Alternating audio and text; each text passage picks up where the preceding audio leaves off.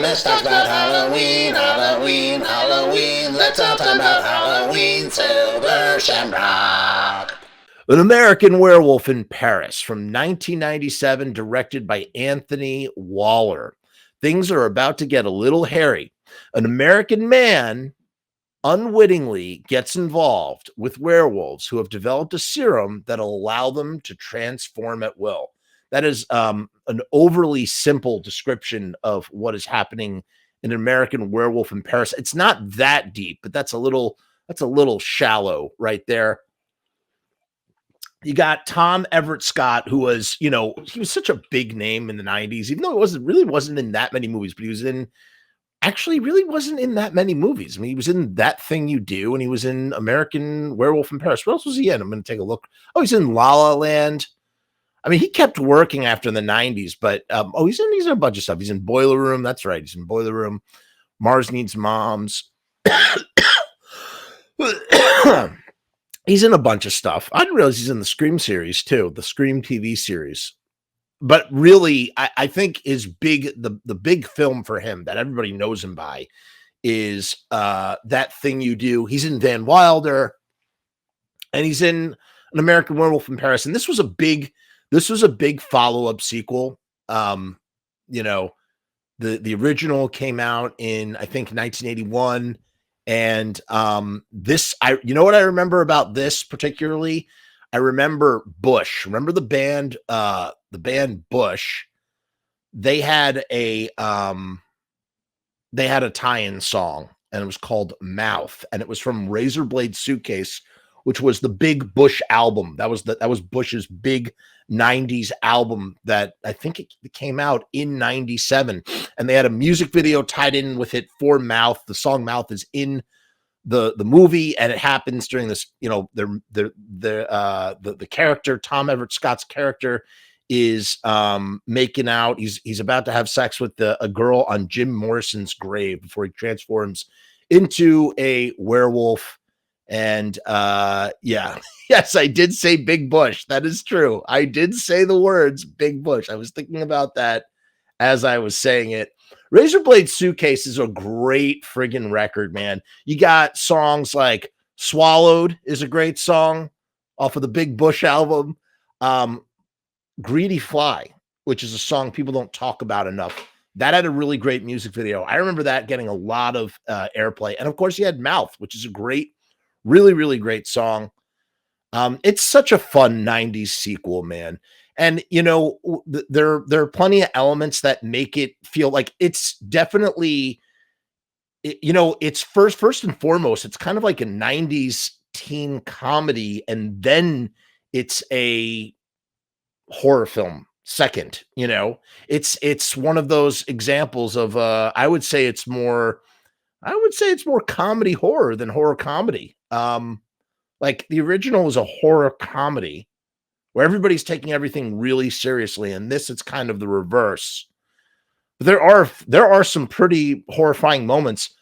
A bunch of Americans are trapped in a party, like a underground, like makeshift rave, and they all get ripped apart by werewolves, and it's pretty gnarly. The werewolves, the CGI does not hold up, man. I was talking about this with Bob Rose the other day. Like, typically, I don't really hold CGI against itself, but this was an example where the CGI, the wolves, if you're going to have if the werewolf is the primary thing and their CGI and they just don't look good, it just sort of takes you out of the movie. And this took me out. I like the design of the werewolves, but the CGI, I remember it back in the day looking a lot more, I don't know, my words today. I can't speak. I literally cannot talk today.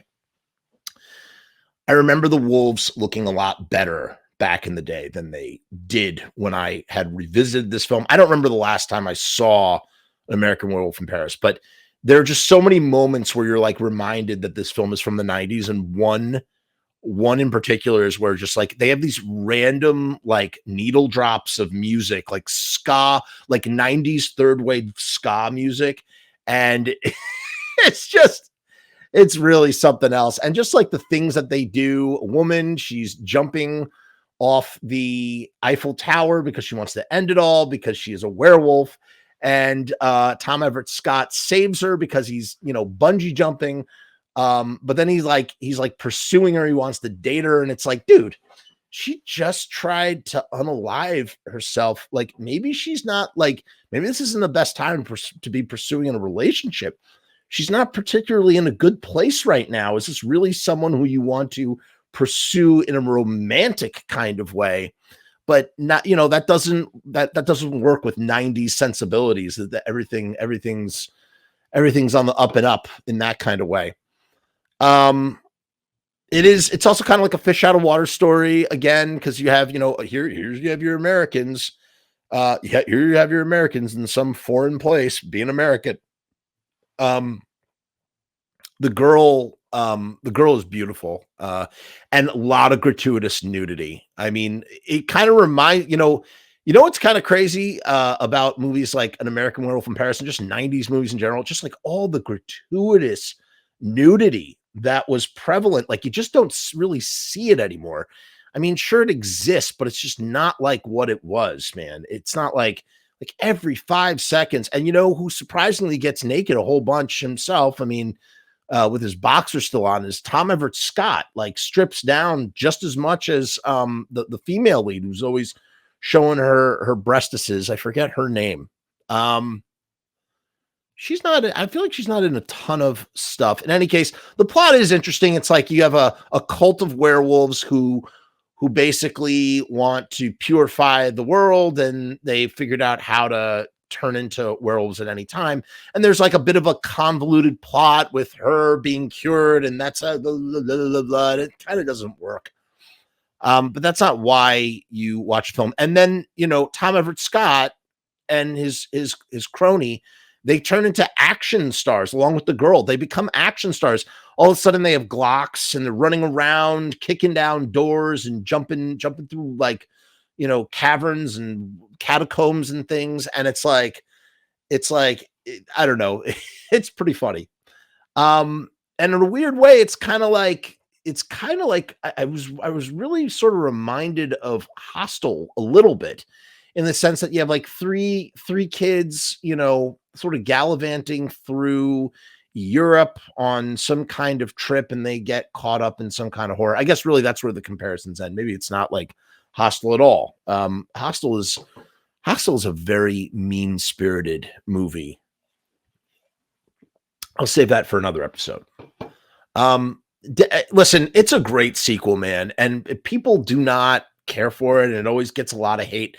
It's really good. It's a really fun, great sequel. I wish they made more. I wish we had a franchise. I wish we had An American Werewolf in, I don't know, Japan, An American Werewolf in Australia, the marsupials. I just feel like you could continue. It doesn't have to be an American. I just feel like there are so many ways to tell this story. Or, I would like to see them tell the story. Or maybe you have I don't know, you have somebody else from Europe come to America. Maybe they come to the Southwest and they become a werewolf. There's just a lot of different ways that you could kind of do a third one. And so I really kind of, I don't need a remake of An American Werewolf in England. It's a great film. We all know how I feel about John Landis, who's a piece of shit, but it's a great film. I would prefer just a sequel that kind of tries to do something unconventional with the premise of the fish out of water story, but adding the werewolf aspect into it. So American Werewolf in Paris, definitely give it a watch. I think this was on Amazon Prime, if I'm not mistaken. So watch it today if you want.